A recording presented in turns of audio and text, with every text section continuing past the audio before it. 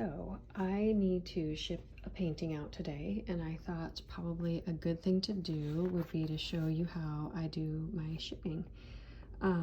This is a paper piece. It's from one of my series from 2020, and I'm going to be shipping it within the United States. So I'm just going to show you how I do my packaging, and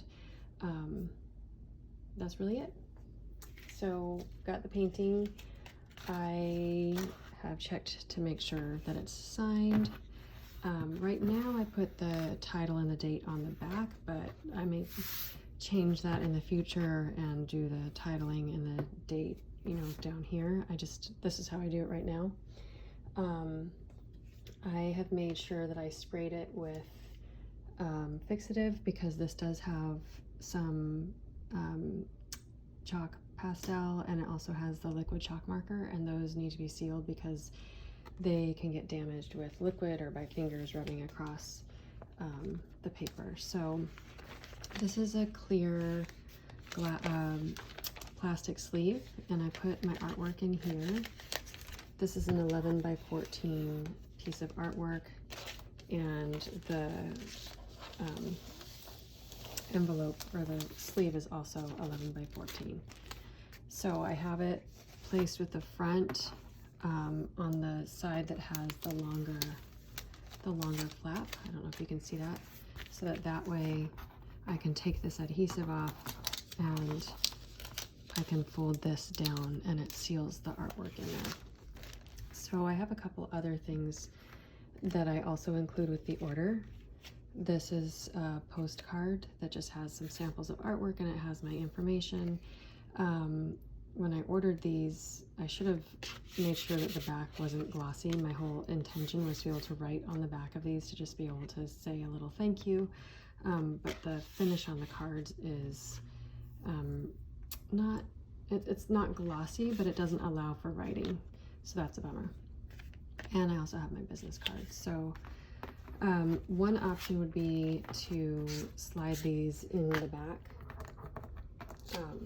like this, and kind of let it sink down to the bottom in a nicer way. Like that. But I prefer to keep them out so it can go on top of the envelope.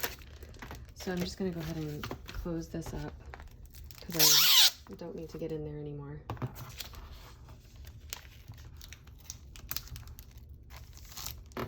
Oops, it's not very smooth. Let me fix it so it looks nicer.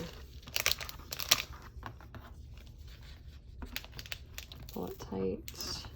There we go. Okay. So because I don't want these to bend, and I've had issues with them getting bent in the mail before, I include a piece of foam core, and this is almost exactly the same size of the painting, so I want to be sure that it doesn't, you know, slide around in the envelope and damage the edges. So I put a little tab, or, you know, one tab on each corner of this foam core,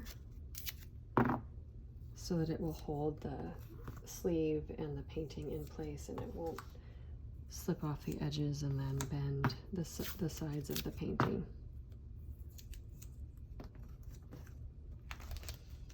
So I just line this up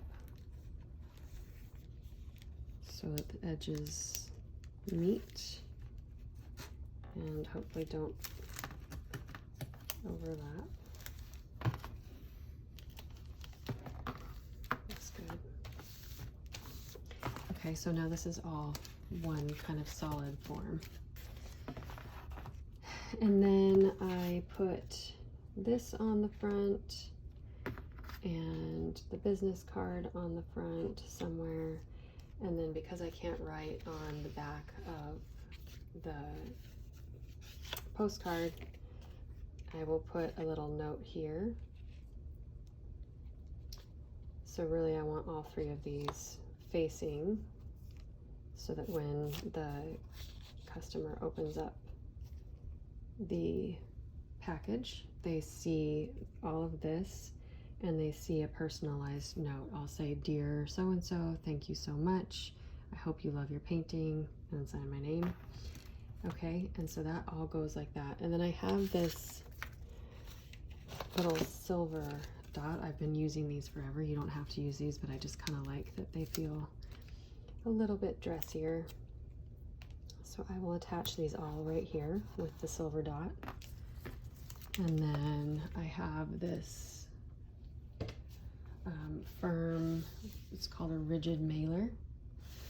And I just slide the painting in there. I try to be mindful of the fact that when they open it, they're going to be opening this side.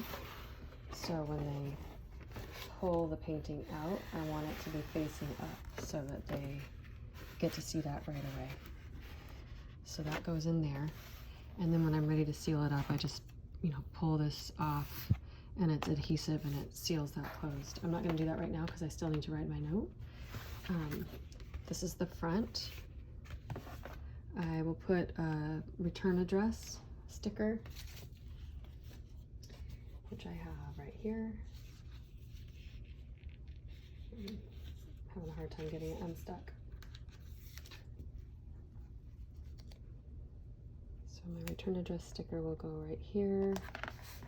The address label will go right here.